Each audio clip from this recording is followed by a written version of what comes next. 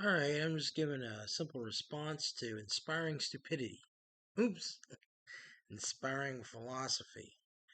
Um, I think I'll do a couple of these, but this one is responding to a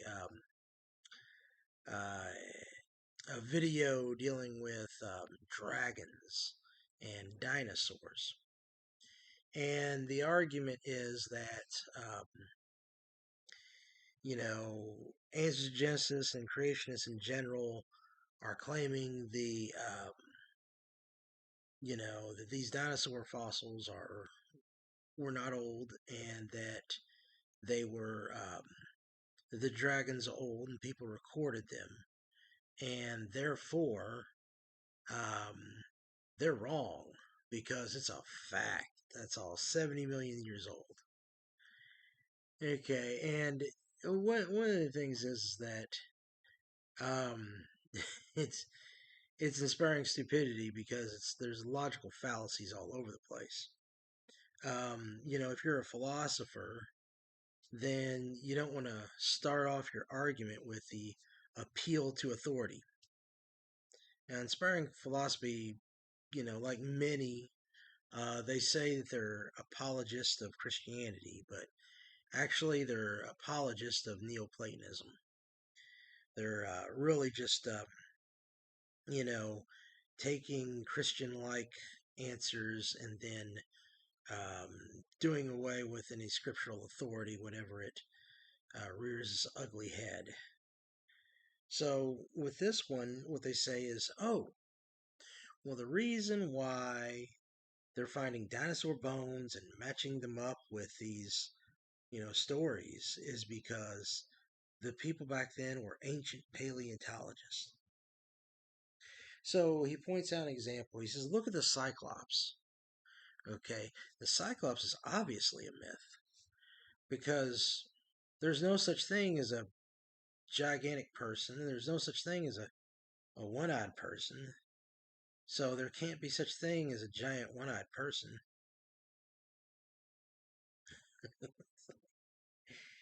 I mean, what can you do?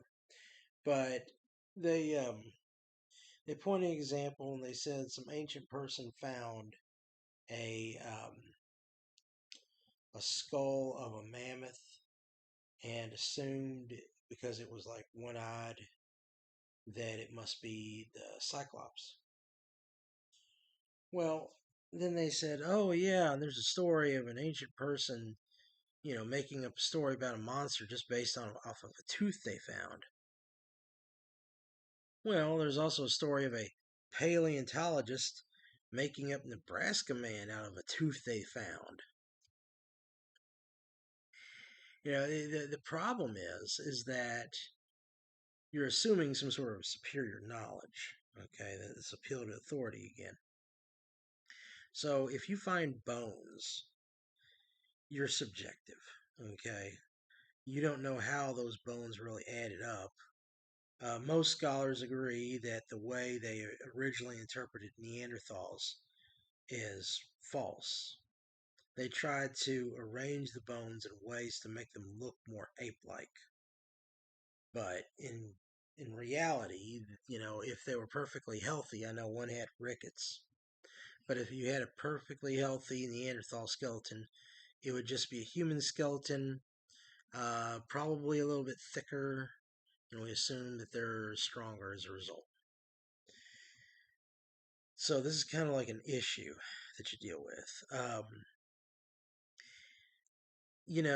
There are we know that there were positive, you know, things where they kind of knew, okay, here's what this creature looked like, and how did they know that? Because apparently they were accurate.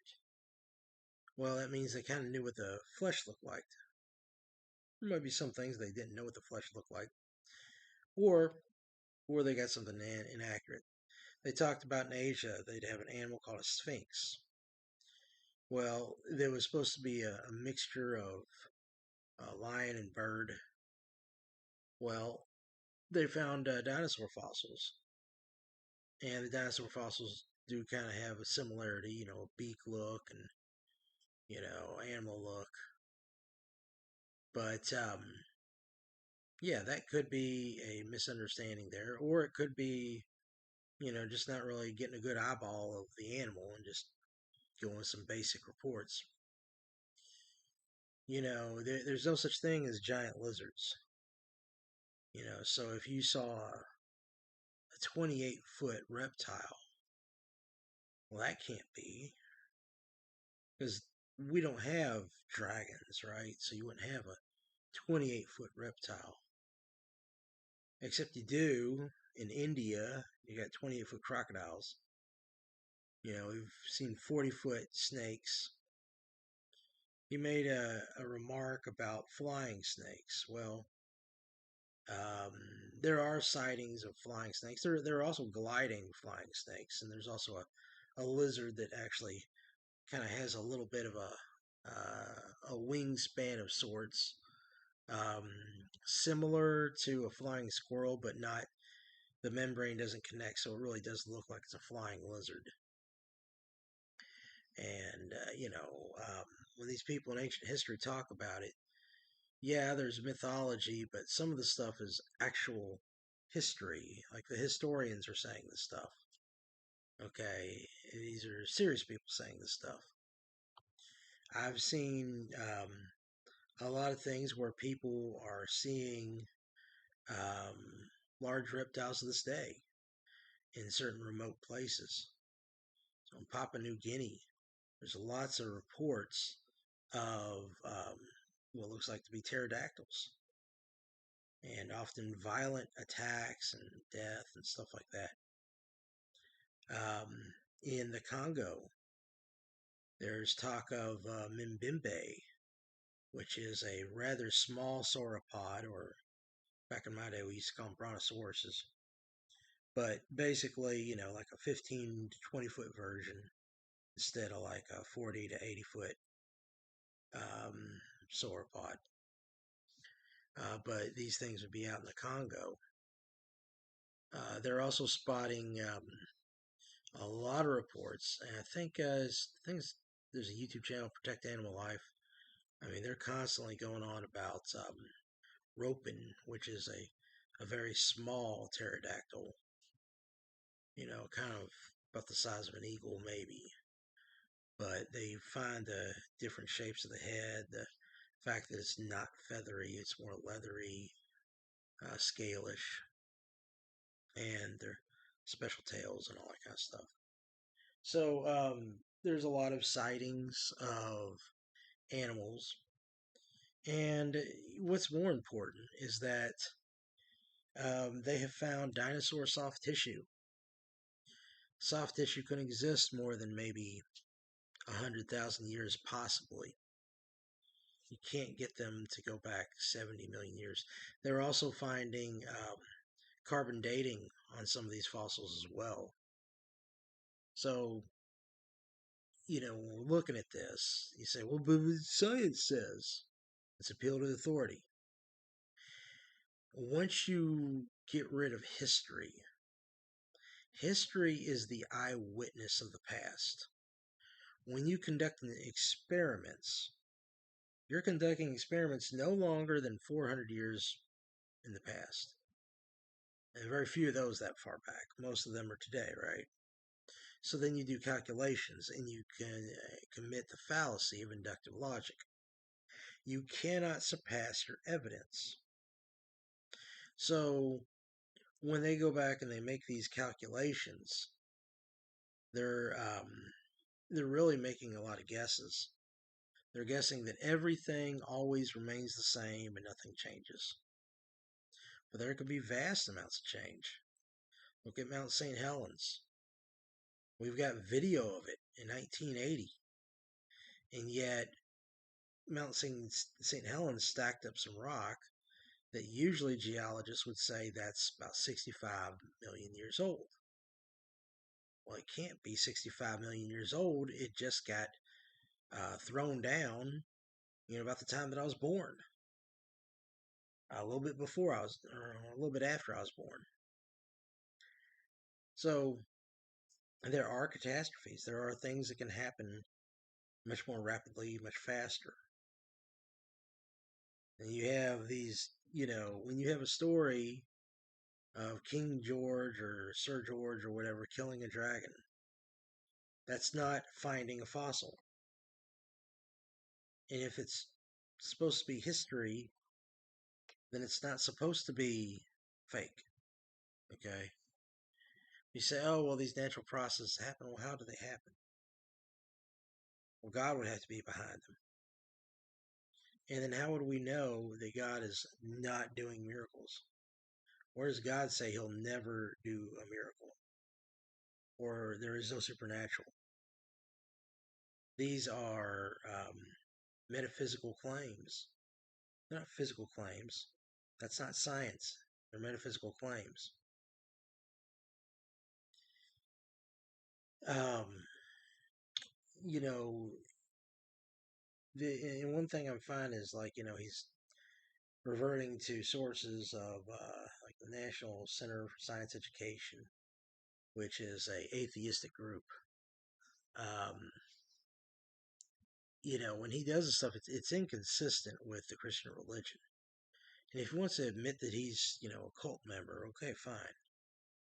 I mean, you can believe what you want to believe, but that's not science. They're not testing these things by science. They didn't record that the dinosaurs lived 70 million years ago.